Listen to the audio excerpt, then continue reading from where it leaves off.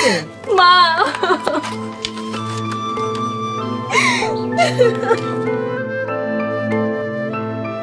আরে কি সমস্যা কিছু না কইলে বুঝমু কেমনে?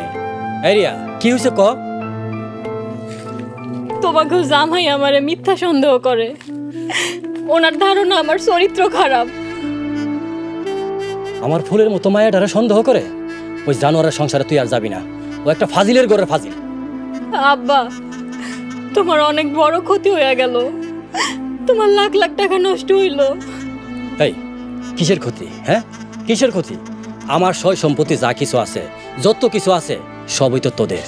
আমার টাকা পয়সা খরচপাতি নিয়ে কোনো চিন্তা নাই। আমার একটাই দুঃখ, আমার ফুলের মতো মায়াডারে মিথ্যা কলঙ্ক দিছে। এটা আল্লাহ সইব না। আপনি মাথা ঠান্ডা করেন। আপনি এক কাজ করেন, কালকে রিয়া শ্বশুর বাড়িতে যান। জামাই আর শ্বশুর শাশুড়ির লগে সামনাসামনি একটু কথা কন। যারা আমার মায়ারে মিথ্যা কলঙ্ক দিছে তাদের সাথে কিসের আলোচনা? এই রিয়া তুই ঘরে যা, দরকার হইলে তোরে আবার বিয়া দেবো। আচ্ছা হয়েছে তো, আপনি যান তো, ঘরে যান, মাথাটা একটু ঠান্ডা করেন। আমার মায়ের ওই বাড়িতে পাঠাইবার কথা বলেও মুখে আনবা না। দরকার হইলে আমি আমার মায়ের সারা জীবন বসায় বসায় খাওয়াবো, তারপর ওই বাড়িতে পাঠাবো না। মা তুই একদম চিন্তা করিস না।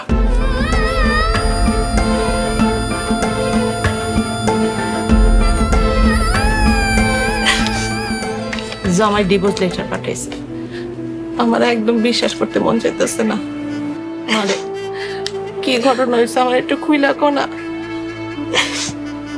মা আমি কিছুই করি নাই।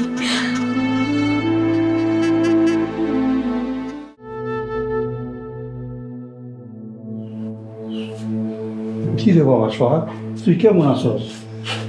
এটা কেমন কথা বাবা? আমরা একই বাড়িতে থাকি, আমরা দুই বেলা একসাথে খাবার খাই, তারপর জিজ্ঞাসা করতেছো আমি কেমন আছি। ঘটনা কি মামা? আসলে হয়েছে কি বাজান, তোর লোকে তো ইদানিং আমি তেমন একটা কথাবার্তা হয় না। তোরে আবার কিছু জিগালে তুই সেটা যাস, আর নাহলে কথা এড়ায় যাস। ও বাজান তোর হয়েছে কি একটু কস না, আলা দিন ঘরের মধ্যে চুপ করে বয়ে থাকস। বাবারে এই ব্যাপার কতদিন চলবো?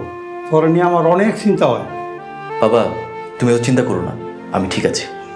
বাবা সোহাগ, বৌমা তো খুব ভালো একটা মাইয়া, নম্র ভদ্র সংসারী।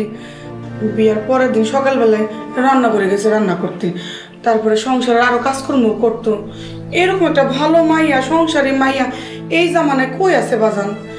কি এমন যে হইল তো গো, বিয়া 7 দিনের মাথায় ডিভোর্স দেওয়ার লাগলো। ও বাজান আমার কাছে কস না কি হয়েছে, নাহলে তো আমরা শান্তি পেতেছি না। মা কি কম লজ্জার কথা, রিয়ার সাথেই অনেকের খারাপ সম্পর্ক ছিল। ও আল্লাহ গো, এটা তুই কি কস বাজান? ও সোহাগের বাপ, আমরা তো ভালো মন্দ খোঁজ খবর নিয়ে পোলারে বিয়া করাইছিলাম। হ, বিয়ার আগে গোপনে নীরবে তোর মামা চাচারা তো ভালো করে খোঁজ খবর নিছে, তখন তো কোনো ভেজাল পাই নাই। আমি নিজেই 4 জনের সাথে কথা বলছি, একজন দোকানদার, একজন দুধওয়ালা, আর আমি কইতে পারুম না। আমি ছিলাম 3 দিন, 3 দিনে 4 জনে ধরছি। এখন তোমরাই কও এরকম মায়ের সাথে কেন সংসার করি? ঠিক আছে বাবা, ডিভোর্স দিছস, খুব ভালো করছস, কোনো চিন্তা করিস না। এইবার আমি তোরে দেখে শুনা একটা ভালো ঘরের ভালো মেয়ের সাথে তোরে বিয়া দেবো, তুই কোনো চিন্তা করিস না বাবা। মা আমি কালকে ঢাকা চলে যাচ্ছি, তুমি সকাল সকাল আমাদের নাস্তা বানিয়ে রাখবা, কালকে অফিস ধরতে হবে। ঠিক আছে বাবা।